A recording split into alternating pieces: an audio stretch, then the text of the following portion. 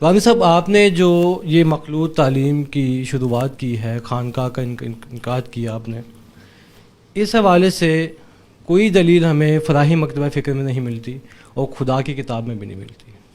مخلوط تعلیم کو خاص طور پہ میں نے زیر بحث لایا ہوں.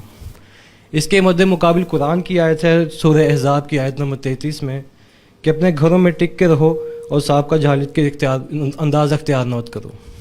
یہی تعلیم انجیل میں بھی موجود ہے کہ عورت کلیسیا کے مجمع میں خاموش رہے، اس کو بولنے کی اجازت نہیں ہے، وہ جو کچھ سیکھے گی گھر آ کے اپنے شوہر سے سیکھے گی.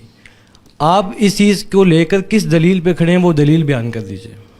میں نے اعتراضات سیریز میں بڑی تفصیل کے ساتھ آپ کے ان دلائل پر تبصرہ کر دیا. دلیل پر کھڑے تو آپ ایسے پوچھ رہے ہیں جیسے میں بھی پہلے دن پیدا ہوا اور آپ بھی پہلے ہی دن تولد فرما گیا. بہت تفصیلی گفتگو کی ہے میں نے اس پر. جو آیتیں آپ نے پڑھی ہیں ان کا محل بتایا ہے، ان کا موقع بتایا ہے، وہ کس معاملے میں ہے. اعتراضات سیریز میں کئی قسطوں میں یہ بحث ہے، آپ اس کو سن لیجیے. اس میں میں نے بتا دیا رسالت مآب صلی اللہ علیہ وسلم کا دور ہمارے سامنے ہے. اس میں کبھی کلیسا کا کوئی حکم جاری نہیں کیا گیا کہ عورتیں خاموش ہو جائیں.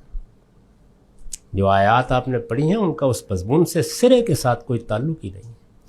تو اس لیے حضرہ کرم اس کو سن لیجیے. مسجد نبوی میں سینکڑوں مثالیں ہیں، عورتیں سوال کر رہی ہیں، پوچھ رہی ہیں، ساتھ والے مردوں سے پوچھ رہی ہیں کہ ابھی کیا بات ہوئی ہے، ہم سن نہیں سکیں. تو اس لیے حضرہ کرم اپنا مطالعہ بہتر کریں.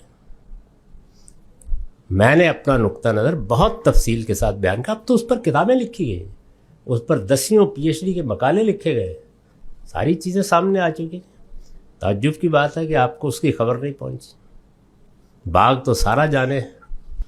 میں یہ فرما رہا ہوں کہ آپ کے استاذ مولانا امین حسن اصلاحی نے بڑے سخت الفاظ استعمال کیے مخلوط تعلیم کے حوالے اللہ سے. ان کی مغفرت فرمائے. میں اپنے اساتذہ کا اس درجے میں احترام کرتا ہوں کہ آپ اندازہ نہیں کر سکتے، لیکن جانتا ہوں کہ سب لوگ انسان ہی ہوتے. میں نے اپنا نقطہ نظر نہایت تفصیل کے ساتھ بیان کر دیا. میرے نزدیک زیادہ وقت نہیں گزرے گا. 1976-77 میں نے تصویر کے بارے میں اپنا نقطہ نظر بیان کیا.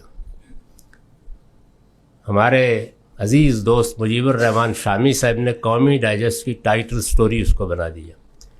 پورے ملک میں سب و شتم شروع ہو گیا. اب ذرا بتائیے تصویر کے بغیر کسی کی زندگی ہے؟ سب کچھ ختم ہو گیا.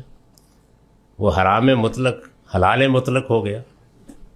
ہر آدمی یوٹیوب پر بیٹھا ہوا ہے، مولوی سب سے پہلے بیٹھے ہوئے ہیں. تو اس لیے ذرا انتظار کیجئے.